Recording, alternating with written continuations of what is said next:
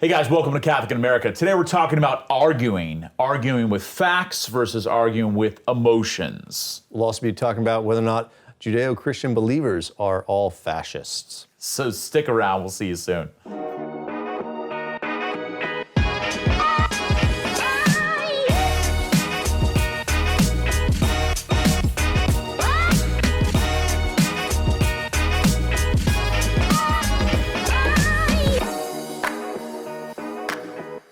Okay, so welcome to Catholic in America. I'm Father Michael Nixon, joined by Father Tom Dillon, and it's good to be here. So we're talking about arguing, because this is the thing that comes up a lot. People make arguments online, in person, at parties. People make arguments with themselves. Me and you have never argued. Never argued Especially before. about rings of power. Some of us are right and some of us are wrong. So I think it's a fascinating thing to kind of begin to look at, because what becomes popular in the way of arguing, particularly online, is a very, very specific mode, and then other people have different modes. And I would say it's an emotional mode. And so we'll kind of simplify it. And then there's other people who argue using very factual. And we'll try to reach a resolution towards the end of this. But maybe we can talk about what are some examples of this emotional mode of arguing, and what would be kind of like the factual response to it. And oftentimes those people can't even hear each other. So I think that we want people to hear each other, to have good conversations and good arguments that lead towards resolution.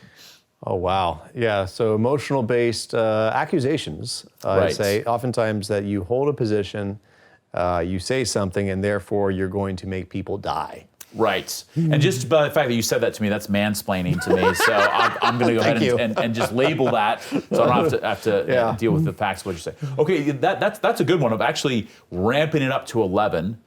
Your position is killing people. That would be, and not like to say it's killing this person over here, but it's killing just people, a population, or people are going to die because of what you believe. That to me is a very clear example of an emotional argument. Or at least it's in logic, it's called with the appeal to emotion. Appeal to emotion, is right. that you're trying to appeal to either the person's emotions themselves, trying to appeal to their emotional state. It's not, and the thing is about appeal to emotion is that it's not a unuseful appeal. Like, because we have hearts, human beings, we have hearts, we should have empathy, compassion for other people. And so you appeal to a person's compassion, their empathy. The problem is that when you only appeal to the person's empathy, or you try to, another way is that you try to make them feel guilty. Yeah. So it's this, but it's not actual guilt, because there can be I'm trying to make you feel guilty because this is causing this and this is causing this, and you give them A, B, C, D, E, and this is why you're wrong, and this is why you should feel guilty, because you either hold direct responsibility or you hold indirect responsibility for what's going on. So it could be that a particular position that you hold is actually having this gradational effect, whether it's like you hold this position and it immediately has this effect, or through the ripple effects it's going to affect down the line. But it's just, there's also these exaggerated, where you're doing this and immediately it's going to cause people to die, where all of a sudden you're appealing either to their compassion or you're trying to appeal to their shame, to their guilt, to make them feel really guilty that you're a bad person because you hold this. And unless you side with me, this is something, it comes up a lot with environmentalism, where it kind of becomes, if you don't do this because the world is going to die unless you do it, which of course we've heard every decade. Well, it's always and advertising. Advertising is one of the biggest ways in which, you remember the Sarah McLachlan commercial for Humane Society. Yeah, for Humane Society. Yeah. Which is obviously you watch it, it's like, do you remember me? That's it's right. like all the sad looking dogs and all the poor abused cats. And that's a real thing. There's dogs who are abused, there's cats who are obviously abused. But then you have this, and they're like, and now send $50 Dude, a money month. comes shooting out of people's wallets when they see that. Yeah. Right. I wish people give the church $50 a month. We got to be more emotional. Maybe we make more emotional decisions. So it is powerful. I think that's one of the reasons we recognize it. It's rooted in, there is an aspect of our humanity that is emotional, and that is an important part of us. It is a powerful agent for maybe not long-term change, but for immediate reaction. So look at another one, which is not physically saying, not verbally saying it, but another appeal to emotion is a person who's standing on the street corner with a sign, out of work, hungry. Right? That's an appeal to emotion. Right. Right? Now, it might be a valid appeal to emotion because the person actually might be out of work and might be hungry. Right? It also could be complete garbage, and Right. the person's actually making $2,000 a month doing that. Well, So, going back to the animals thing, people that beg on street corners that have an animal with them, they actually get a lot more. yeah, they get a lot more traction. Or as we so- found out sometimes within in the Panhandle, like when we have certain groups of people who come through and they'll be holding their kids, Right. begging. I mean, this is the whole gypsy movement or the travelers movement. I'm not saying that they're bad people, but then there is the question at times that we have evidence at times that sometimes children are being exploited. Like that's the whole thing. Like if you remember Slumdog Millionaire, like just because a child is begging on the streets, there might be something nefarious going on behind that. And so like just because things appeal to your emotions, like you have to find a rational reason for what's actually happening here. Like because it doesn't equate that just because there's something sad happening that therefore I'm going to give you the answer you want. Right. And Whether that be money or whether that be something else. I think it's also it's an interesting thing because another emotional tactic is that of anger. If and we saw this a lot kind of on on social media, particularly during Trump. When Trump was president, people would have very angry responses, emotional, over the top. On both extremes. On both extremes, and I think about this a lot, where there was this kind of like I can think of several popular people, several celebrities who were like they had it, whatever they had it moment with Trump was, and they would basically say what a terrible person he is. Anybody who's supporting him, they're supporting the death. Like people are dying because of that. That was always kind of the thing. People are dying because of this man's decisions. And none of this is an endorsement of Trump. Of Trump, as I'm saying this. I mean, when he sent a Tomahawk missile, I believe it was, and blew up Soleimani, the head of the Iranian special forces. Yeah, some of his decisions did kill exactly. people. Like but that's usually not what they were talking about. It was usually about policies, whether Correct. it was with immigrants or with transgender things or other several kind of policy things. And so the response to it was not like, here's what's wrong with the policy decision made by President Donald Trump. These are the reasons I disagree. The long-term effects of this, studies show, it was none of those things. That would be a factual, it was, this man is horrible, this man is Hitler, anyone who supports him is supporting the murder of children, this blood is on your hands. Like these sort of like evocative statements, and again, there's so many of them that we could point to, that people got a lot of clout for. There was almost kind of like you're now, because you feel so passionately about this, that you have some sort of there's authority to what you're saying because you're emotional. You're tearing up as you're saying it. That you're like, like no, as I'm saying this to you, Tom, like I'm getting emotional. You're like oh, he must be really. He kind of draws you in a little bit you're there. Crying, yes. Yeah. But I would also. I mean, I don't want to.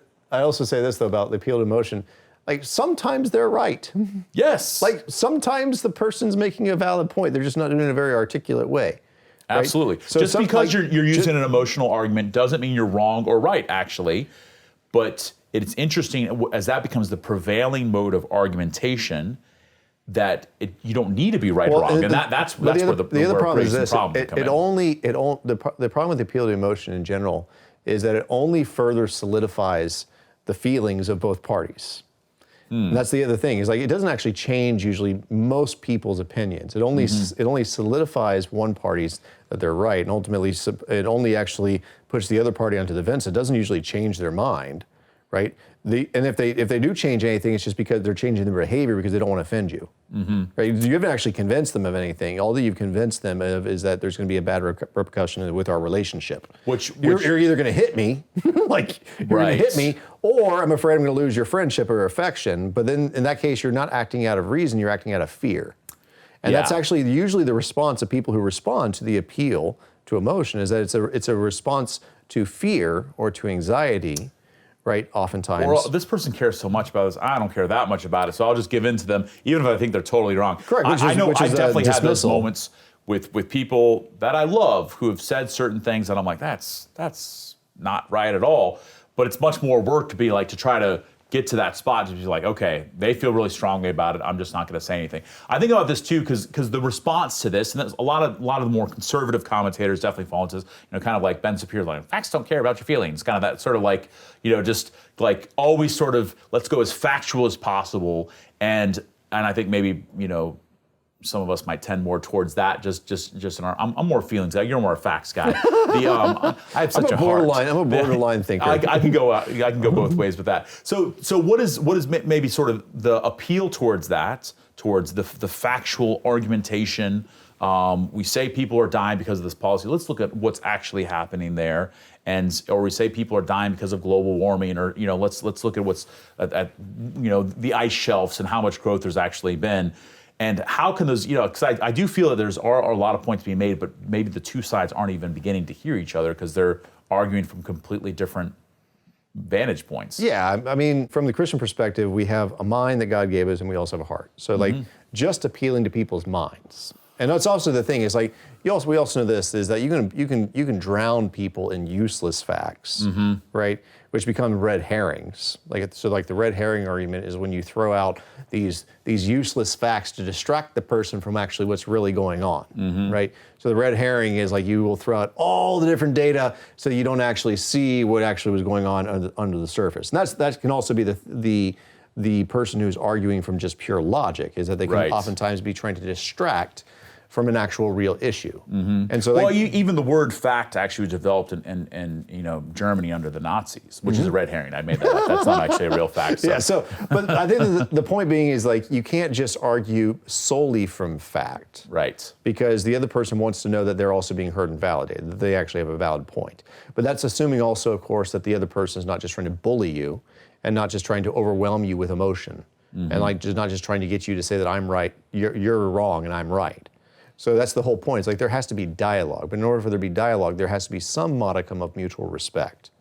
And that's what we're finding in the world is we have people who are arguing more and more completely from an emotional basis that I'm right, you're wrong, and if you don't agree with me, you're a fascist. who's imposing, which is what Christians today, even sometimes Jews, as well as people who hold strongly held belief that anyone who holds a dissimilar opinion to me is that or belief system, that's the other thing, is like, I'm like, okay, well, that's your opinion.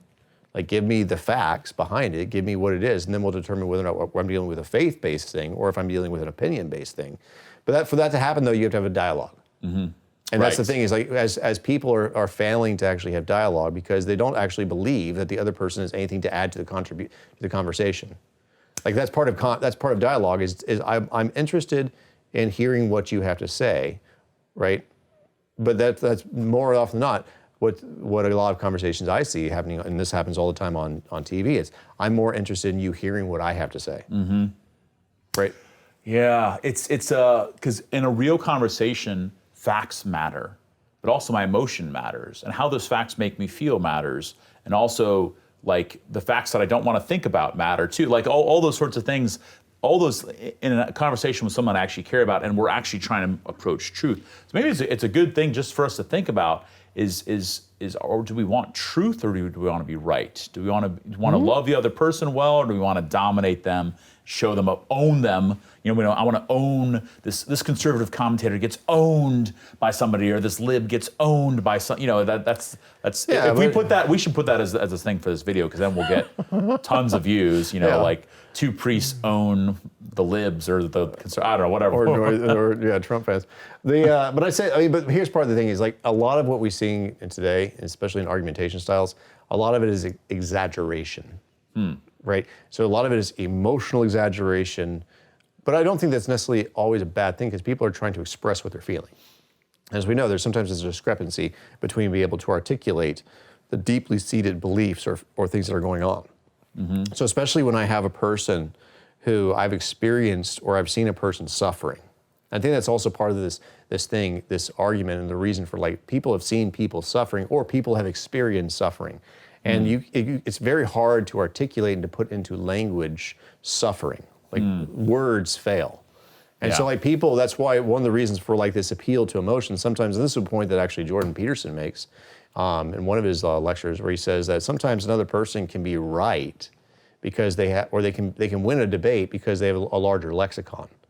That doesn't mean that the other person's role is right. And he compares it to his where he's fighting with his wife. He's like, I can beat her in a debate.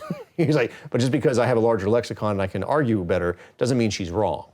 Right. Yeah. And so that's the thing is like sometimes within these conversations, people do appeal to the emotions because they lack the ability to articulate, and they feel very strongly what they are is right. And so that's what I'd say is like sometimes also from the position of a person who's coming from an intellectual standpoint or a logic base is like, where's the person right? Mm-hmm. And I think that until you're willing to validate and find all the places, and that's for me a starting point. I know for yourself, it's like, I want to validate where you're right. I believe you're right here. I think you're right here. I think you're right here. Right? Mm-hmm. And then when the person feels that they are being heard, that's when they might be willing to listen. Yeah. But until in humility we're willing to recognize where this person might be right, this person might be right, this person is right, then I don't think that there actually is a possibility for dialogue. Because all it becomes is two people yelling at each other. Right. And which we have a lot of on the internet. And I think it's just a good word of encouragement. Anyone who's watching this, who clicked on it because two priests own the libs or whatever the video title is, to have conversations with people that we disagree with. And it's an art. It's a lost art form, but it's super important. We need to use logic. We need to use emotion. We need to have a good integration of those things and not fall victim into the tendencies of just labeling people and casting them off because what they said makes me uncomfortable. Because man, that's where the interesting conversations happen is in that tension. So now let's get into the rings of power. I'm just kidding. No. I got so many emotional and factual things I'd say about that. But yeah, great. Well, thank you all so much for checking out this episode of Catholic in America. Thank you for supporting us, liking, sharing, subscribing. Support us on Patreon if you're able to do so. We'd love that your help. And until next time, we'll see you soon.